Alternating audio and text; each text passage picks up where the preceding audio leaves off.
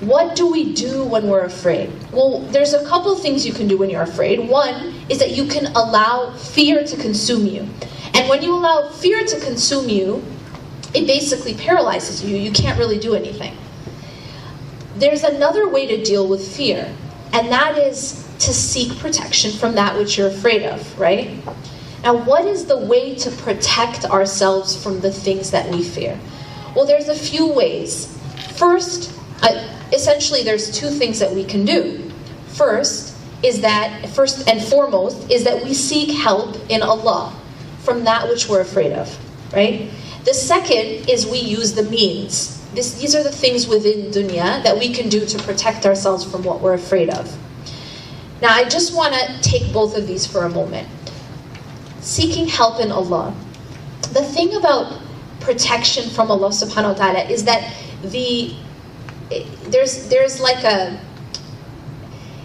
covenant between us and Allah subhanahu wa ta'ala. It's kind of like an opportunity that Allah gives us. It's a deal that Allah subhanahu wa ta'ala is making with us.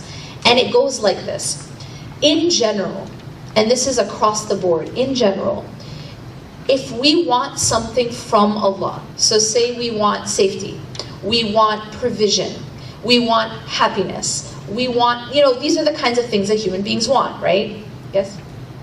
So I'm usually like, I want interaction. So if I ask a question, it's actually rhetorical, but not so much, okay? So yeah, so we want these things, right? Okay, good, awesome. Now, how do we get these things? How do we get these things? Here's the way that Allah subhanahu wa ta'ala works. And this is what Allah has told us.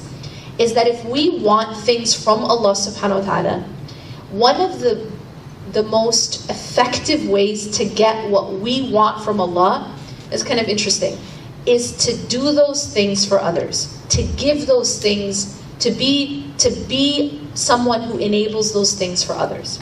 So it's a very interesting type of dynamic.